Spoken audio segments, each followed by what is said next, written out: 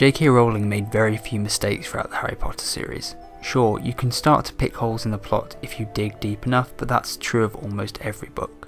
In terms of plots, originality, character, world building, themes, and the overall execution, the Harry Potter books are very close to perfection. However, one thing I do hear people complain about from time to time is the main villain, Lord Voldemort. The core of such complaints revolves around the lack of nuance, and this is understandable. Villains who have a degree of relatability are always more interesting than those who don't, and unfortunately Voldemort fits into the latter category. He simply doesn't have any redeeming qualities, not one. This can make him seem slightly bland, particularly if you're more of a casual fan with a more surface level understanding of the franchise. And even if you are an avid reader of the books, there's no denying Voldemort isn't exactly layered, particularly to begin with. In the Philosopher's Stone, for instance, Voldemort feels like a cliché villain who you would see in a typical children's book. Sure, the fact he's sticking out of the back of Quirrell's head is a nice twist, but that's really to do with the plot rather than the character. The limited amount of dialogue we do get from him isn't very interesting. The moment he asks Harry to join him is slightly cringeworthy, it feels unoriginal, bland and nonsensical.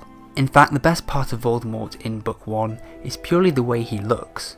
Rowling gives a short but effective description of his face, and this creates far more fear than his dialogue does. So if I was to answer the question based on Book 1 alone, I would say yes, he is a boring villain. The counter argument, which I think is necessary to mention here, is that the Philosopher's Stone is a children's book, so a more cliched, slightly cheesy villain feels less out of place than they would in an adult book.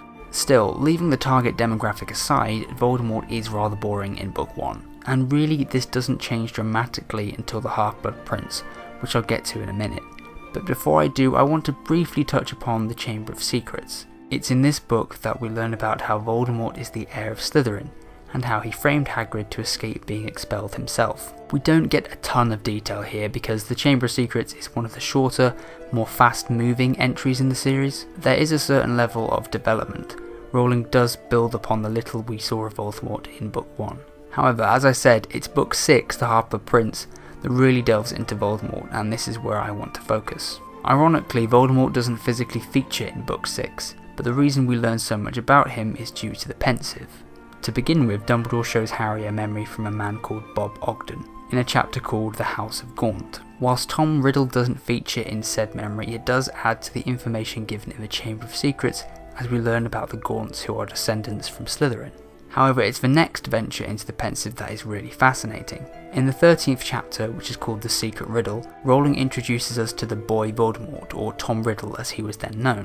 The fascinating element here is observing the similarities between the young Voldemort and the old Voldemort. Sure, he's not a mass murderer at this point, but there are several points of interest that Dumbledore points out to Harry. The most compelling of which is how Tom Riddle liked to collect trophies or souvenirs of his wrongdoings, which of course is a forerunner of Voldemort's Horcruxes, which were created by the act of murder. The other key thing to take away from this chapter is how Riddle was very isolated and independent. He had no desire for friends or close relationships. In essence, Rowling is showing us the origins of her central villain, which in turn adds depth and of course makes him more interesting. Now the Secret Riddle is, in my eyes, the most interesting look into Voldemort's past, but we do get several others as well. For example, we also see Voldemort as a student at Hogwarts when he asks Professor Slughorn about Horcruxes, and then as a young man when he goes to see Hepzibah Smith whilst working at Borgin and Burke's. Whilst these aren't as fascinating as the chapter in the orphanage, they do offer a window into how Voldemort developed from childhood through to adulthood. The last memory I wish to highlight is the one in which Voldemort visits Dumbledore and asks for a job at Hogwarts. What's particularly interesting about this scene is how Voldemort has physically changed from the previous memories. He looks more reminiscent of the monster he would later become. It's a small thing, but it gives the reader an insight into how Voldemort gradually deteriorated. So at the end of The Half-Blood Prince, the reader has a much fuller view of Voldemort's life.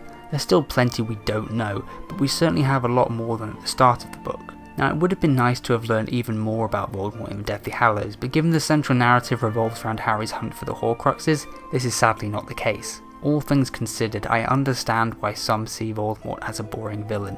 Even after we learn more about his backstory, he still isn't a very nuanced character. However, his backstory does unquestionably make for a fascinating read for those who are more hardcore Harry Potter fans, and as such I think it would be unfair to describe him as boring.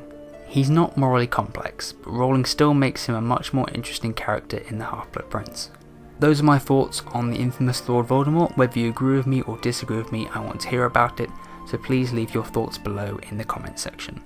Other than that, it's goodbye from me until next time.